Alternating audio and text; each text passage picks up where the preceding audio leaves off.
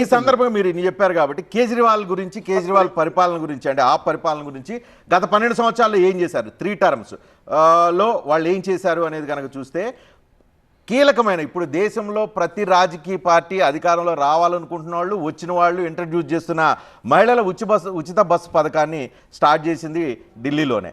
అదేవిధంగా ఉచితంగా 200 యూనిట్ల విద్యుత్ పంపిణీ పేదలకు అనేది కూడా తీసుకొచ్చింది ఆ పార్టీ. ఉచితంగా 20,000 లీటర్ల తాగునీరు సరఫరా అనే పాయింట్ కూడా కేజ్రీవాల్ తీసుకొచ్చారు.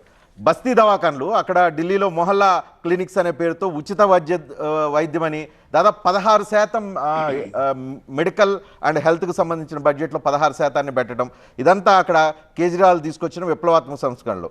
దీంతో పాటుగా 20,000 క్లాస్ రూముల నిర్మాణం, మోడల్ స్కూల్స్, మోడర్న్ క్లాస్ రూమ్స్ను ఏర్పాటు చేసింది కేజ్రీవాల్కి సంబంధించిన అక్కడ ఆ ప్రభుత్వం.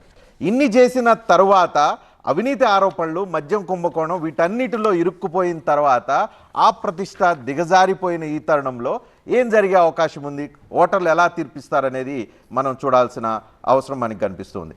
సత్య, నీ దగ్గర ఏమైనా డీటెయిల్స్ ఉన్నాయా? యా, మీరు పాజిటివ్ పాయింట్స్ చెప్పారు. వేరాజ్ what about the negative points? 12 ఏళ్ల ప్రభుత్వ వ్యతిరేకత, anti incumbency and Congress MIM ఓట్లలో స్ప్లిట్, అది ముస్లింలు కానీ దళితులు కానీ. అలాగే అవినీతికి వ్యతిరేకంగా పుట్టింది ఆమ్ ఆద్మీ పార్టీ, కానీ ఇప్పుడు లిక్కర్ స్కామ్ అనే ఒక పెద్ద మరక దాని మీద వేసుకుంది. At the same time 2015 and 2020లో చాలా హామీల్లో మీరు మేజర్ ప్రస్తావించారు. కొన్ని హామీలు వాళ్ళు అమలు చేయడంలో విఫలం పొందారు. పైప్ లైన్ ద్వారా మంచినీరు ఇస్తాం ప్రతి ఇంటికి అన్నారు, వాళ్ళు అది డెలివరీ చేయలేకపోయారు. అలాగే కాలుష్యం తగ్గిస్తామన్నారు, కాలుష్యాన్ని తగ్గించలేకపోయారు ఢిల్లీలో. మోరావర్ ఇంకా ఆ ఇండెక్స్ పెరుగుతూనే ఉంది. అలాగే యమునా నది ప్రక్షాళన చేస్తామన్నారు. యమునా నది ఇప్పుడు ఎంత పెద్ద ఇష్యూ అవుతుందో మనకు తెలుసు. అలాగే పాలనాపరమైన నిర్ణయాలు ఎల్జీ చేతిలోకి వెళ్ళిపోవడం కారణంగా మేమేం చేయలేకపోతున్నామన్న నిర్లిప్తత ఆయన వ్యక్తం చేయడం, ఇవన్నీ కూడా ఆమ్ ఆద్మీ పార్టీకి నెగిటివ్గా ఉన్నాయి. సో పాజిటివ్ ఎంత ఉన్నాయో ఈసారి నెగిటివ్ కూడా అంతే కనిపిస్తూ ఉన్నాయి. రైట్. ఢిల్లీ గవర్నెన్స్ వరకు సుప్రీంకోర్టు దాకా వెళ్ళిందండి. ఢిల్లీని పాలించనివ్వలేదు, అంతవరకు చాలా స్పష్టం.